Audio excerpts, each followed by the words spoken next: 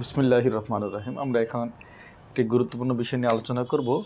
যেমন এখানে বাক্য আমরা লিখেছি the boy used to play in the field. আরেকটি বাক্য রয়েছে the boy were used to play in the field. এখন এই দুটি বাক্যের ভিতরে কোনটিতে কি হবে? ইউজ টুর পরে এখানে ধরেন আমরা টুটাকে যদি বাহিরে রাখতাম তাহলে ইউজ টুর পরে কি হয়?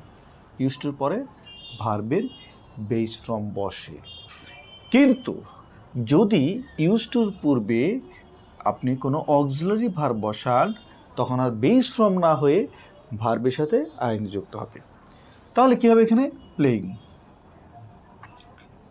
এর মানে বোঝাচ্ছে যে the boys were used two playing in the field, মানে হচ্ছে আগেও খেলতো এবং এখনও খেলছে, অভ্যস্ত রয়েছে। আর এখানে এই ইউজ টু এর মিনিং হচ্ছে পূর্বে খেলতো, এখন আর নেই। আশা করি বিষয়টা ক্লিয়ার হয়েছে। পরের বাক্যটি একটি গুরুত্বপূর্ণ, যে মেড আমরা এখানে বসিয়েছি, she made me solve the sum, মানে সে আমাকে অঙ্কটি সমাধান করিয়ে দিল। এখন এই বাক্যে এই সলভটার কোন ফর্ম হবে? সলভটা হবে বেস ফর্ম। কি ফর্ম? Base form. সেই ক্ষেত্রে হবে সলভ। কেন সলভ হবে?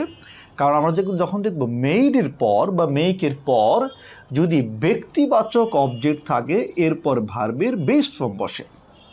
কিন্তু সমস্যাটা হচ্ছে যখন মেকের পর বা মেইডের পর যদি বস্তুবাচক কোনো অবজেক্ট চলে আসে তাহলে ভার্বের পাস্ট পার্টিসিপল ফর্ম বসে, সলভড হয়ে যাবে। ঠিক আছে? এখন আমরা এই দুটি বিষয় নিয়ে দেখলাম।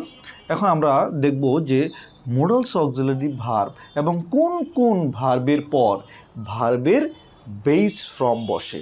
এটা নিয়ে আমরা অনেক সময় কনফিউশন হয়ে যায় পরীক্ষায়। তাহলে আমরা একটু দেখে নিই।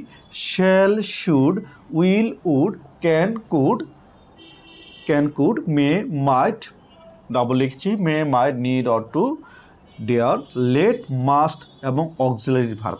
অক্সিলারি ভার্ব কোনগুলি? যেমন ধরেন আমরা যদি বলি এম একটা অক্সিলারি ভার্ব, এর সাথে যদি আমরা টু বসিয়ে দিই, am to, is to, are to, এরকম যদি আমরা বসাই তাহলে এরপর ভার্বের বেস ফর্ম বসবে।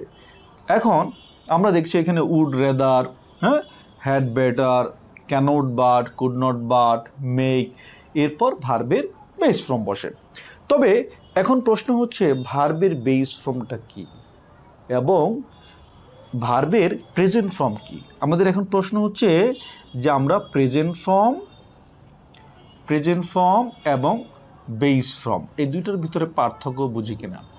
এটা খুবই গুরুত্বপূর্ণ একটি বিষয় যে ভার্বের প্রেজেন্ট ফর্ম হচ্ছে, যেমন আমরা একটা গো বললাম, গো হচ্ছে ভার্বের প্রেজেন্ট ফর্ম।